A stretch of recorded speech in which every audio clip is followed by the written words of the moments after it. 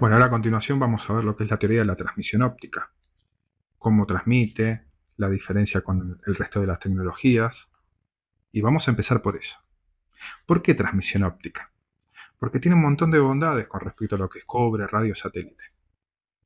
Vamos a ver uno por uno. Los enlaces de radio se utilizan para zonas inhóspitas, zonas que es muy complicado hacer cableados o es imposible, zonas rocosas, zonas que no tienen infraestructura o que es muy cara la instalación de la obra civil para hacer este tipo de conexiones.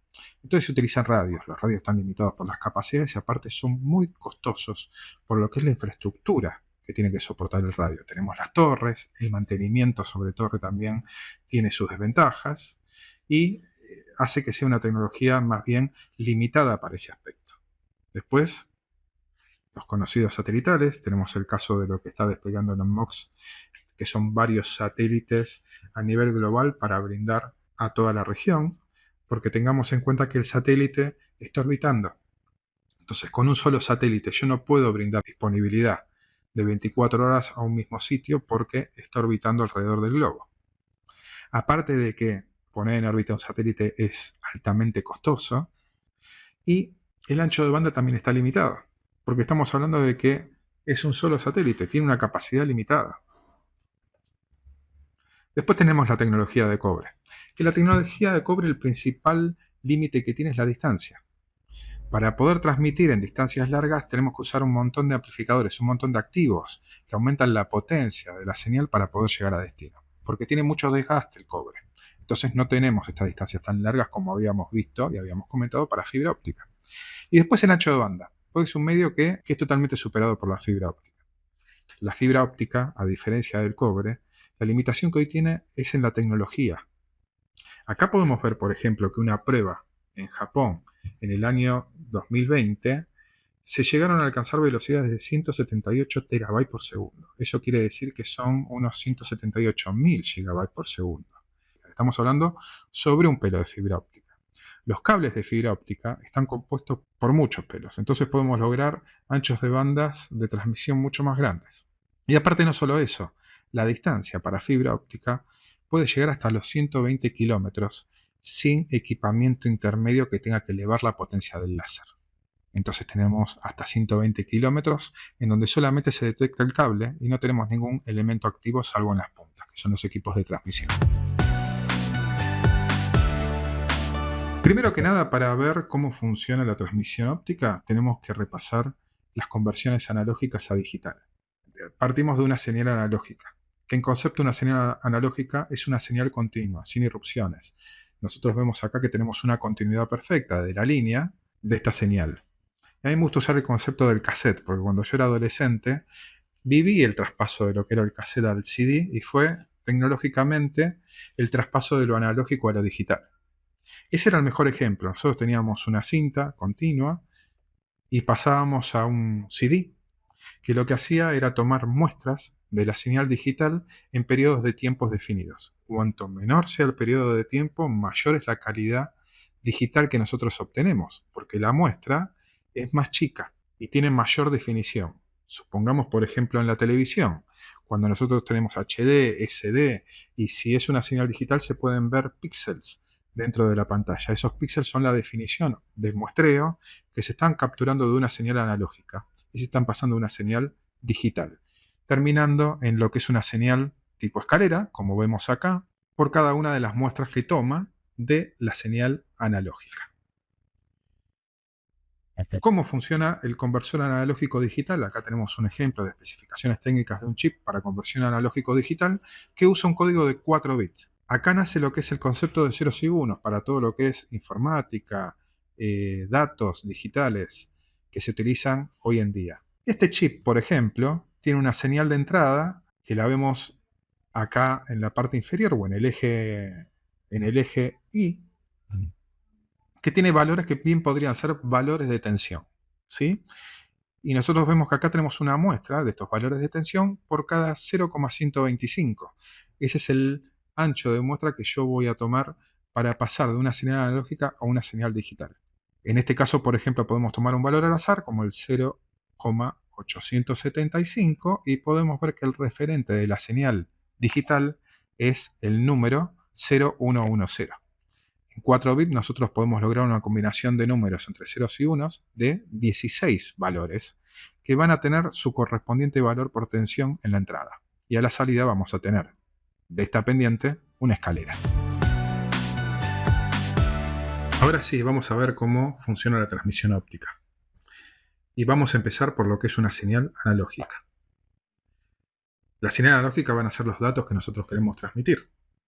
Y primero que nada tiene que pasar por un conversor analógico digital, como vimos en el punto anterior. Convertimos esta señal senoidal, por ejemplo, en un paquete de ceros y unos, que van a ser transportados a través de una señal eléctrica. Básicamente van a ser ceros y unos, puede ser una tensión nula y una tensión de un voltaje que me define a mí el pulso eléctrico. Luego se va a hacer una conversión de la parte eléctrica a óptico. Por cada pulso se va a prender el láser, como vemos acá. Por cada pulso eléctrico va a generar un pulso óptico que va a ser transmitido a través de la fibra óptica. Cuando el láser está prendido, se entiende que es un pulso positivo, va a ser el correspondiente 1, y cuando hay ausencia de láser va a ser el correspondiente código binario 0. Hacemos la conversión inversa en un receptor y pasamos otra vez de óptico a una señal eléctrica a través de un diodo receptor, y la combinación del código binario a la señal analógica a través de un conversor digital analógico. Y obtenemos la misma señal que transmitimos desde la izquierda hacia la derecha. Ahora vamos a ver el medio de transmisión óptica. Todos sabemos que se utilizó la fibra de vidrio, pero ¿por qué? Veamos en el siguiente cuadro que tenemos acá la velocidad de la luz que nos puede dar cada uno de los medios. Y nosotros, para poder usar un medio de guía para el láser y que llegue al destino, tenemos que usar un medio físico. El mejor medio y más económico para el despliegue de este tipo de redes fue el vidrio. En ese caso se construyeron dos tipos de fibra.